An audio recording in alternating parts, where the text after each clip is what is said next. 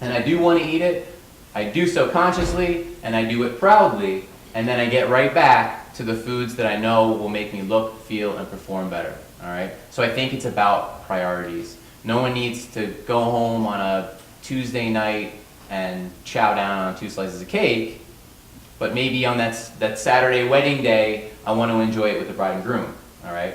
So prioritize. Experiment. You're unique. Something that works for you may not work for the person to your left, and it may not work for the person to your right. You may need to test, tinker, tweak, do all those, do all those things and find out, again, specifically what works for you. Experiment because this can be fun. This doesn't have to be something boring. Experiment because this can taste good. Experiment and take things at your own pace. Some of you might like to dive head in, and some of you might want to just kind of test it out first. But any way you go about it is a great way. Persist, be strong, and be proactive. I think one of the great things, it's a blessing and a curse. I think one of the great things about paleo is no one owns it, right? I could write a book tomorrow and call it Roger's Paleo Journey, and that'd be fine. No one owns the word paleo. But if you look around at the diet space, right, somebody owns Weight Watchers, right? And somebody owns Jenny Craig, and somebody owns the Ornish diet, and somebody, you know what I mean? The list goes on and on. Somebody owns these things. These things are being marketed. Nobody owns paleo. So nobody's going to, except for me, nobody's going to knock down your door and slip you a flyer and say, you need to eat this way, because there's not that much money in it for, from an organizational standpoint. So what did I say? Persist, be strong, and be proactive. It's out there, but you have to want to find it, right? And if you take that pride and you set those priorities and you want to find it, there's a wonderful world of resources out there. And I'd like to think that we're part of that world here. And challenge yourself. I think it's about setting challenges and reaching and growing and, again, just experimenting. So I'm going to challenge everyone in this room who is open to what we're saying here to 10 days of paleo. What's 10 days, right? What's 10 days? So walking out to be able to say, all right, whatever, Roger, I'm just going to take these next 10 days. Sure, I'm going to try it out. Just see how you feel. Abide by the principles, see how you feel, and on that 11th day, if you think we're kooky, go right back. Go right back to however you want. All right. So before I open it up, last thing, we as a society love fads, and we as a society love diets, and I, as an individual, hate the word diet. And unfortunately, with paleo, what it's becoming now is I say paleo, you say diet. And those two words really are wedded together, and it's how it works, and it's an unfortunate thing. So what we've taken to calling it here is ancestral health. And I think ancestral health really encompasses the message, right? Paleo is an era. Ancestral health is looking back, whether your ancestor lived yesterday or 2.6 million years ago, we're going to learn all the lessons we can from what came before us so that we can be better today and tomorrow. And that's really the message here. And so this is the official announcement of a absolutely free movement that we are starting here in Philadelphia, and it is called Ancestral Health 215. All right, so as part of the interactive notes that you're sent, we're going to send you a little invite to a free meetup group.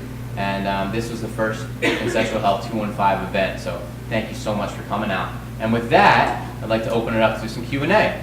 Ask away.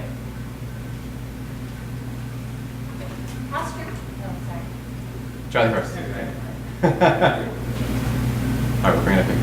How strict are you about eating at home versus sticking with the paleo model, but eating a burger without a bun at a restaurant that is not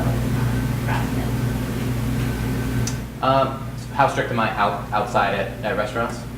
Well, what percentage do you eat at home? I see. Do you feel like when you eat something that's not grass-fed, organic, raised on the land, that you're really not eating paleo, even though it might be meat? I think that I think it's a great question. I think that there are degrees. I always look at it in degrees. I know that personally, if I went out and ate a burger with a bun and fries, I'm going to feel bad. I know that. I've done it before, right? I know that I'm going to feel bad. It's going to sit heavy. I'm not going to feel right the next morning. And that's just the way it is. But to go back to your point, I know that if I went out to a restaurant and took the bun off and didn't eat the fries and had a salad with it, but it wasn't necessarily a grass-fed burger, I think I would feel okay. And so I think that there are degrees. Will I choose grass-fed if I have the option? I absolutely will. But if I don't have the option, I'll make the best choices available to me, and I'll try to put my body in the best position. Does that answer the question? Yes. How often do you eat out? And stick to the diet. Once a week out, you Yeah. said? About once a week out, and I would also say about once a week, something comes in that wouldn't be considered paleo. So I think 90-10 is a great rule of thumb. Charlie, you had a question? What's your take on supplements? What supplements? Like protein supplements. I don't like them in general. The smaller amount of ingredients, the better.